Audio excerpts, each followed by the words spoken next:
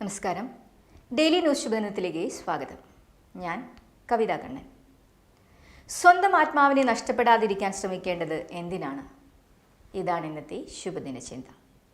Daily news ശുഭദിനം നിങ്ങൾക്കായി അവതരിപ്പിക്കുന്നത് അമൃത്വേണി ഹെയർ എലിക്സിയർ. നീണ്ട നാളത്തെ വെട്ടിപ്പിടിക്കലുകൾക്ക് ശേഷം അലക്സാണ്ടർ ചക്രവർത്തി തൻ്റെ സ്വന്തം നാട്ടിലേക്ക് തിരിച്ചു പോകാൻ തീരുമാനിച്ചു.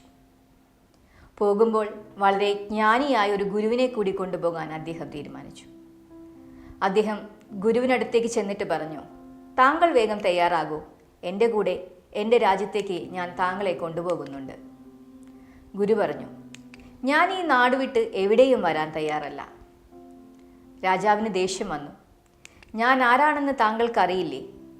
എൻ്റെ കൽപ്പനകളെ ഇതുവരെ ആരും നിഷേധിച്ചിട്ടില്ല. വേഗം വന്നില്ലെങ്കിൽ ഞാൻ താങ്കളെ കൊല്ലും. ചക്രവർത്തി വാളൂരി ഗുരുവിൻ്റെ കഴുത്തിൽ വെച്ചു.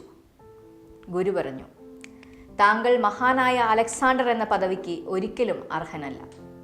നിങ്ങൾ വെറും ഒരു അടിമയാണ്.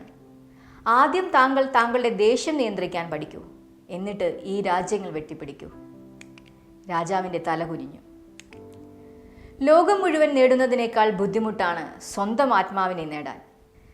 വലിയ വലിയ കൊടുമുടികൾ കീഴടക്കിയവരും വിജയകിരീടങ്ങൾ ചൂടിയവരും തട്ടി വീണിട്ടുള്ളത് സ്വന്തം ബലഹീനതകളിലായിരിക്കും. അവനവനെ നിയന്ത്രിക്കുന്നവർ മാത്രമാണ് തങ്ങളുടെ ഔന്നത്യവും വൈശിഷ്ട്യവും നിലനിർത്തുന്നത്. എത്ര വലിയ ഉന്നതിയിലെത്തിയാലും സ്വന്തം ആത്മാവിനെ നഷ്ടപ്പെടാതിരിക്കാൻ നമുക്കും പരിശ്രമിക്കാം. ശുഭദിനം.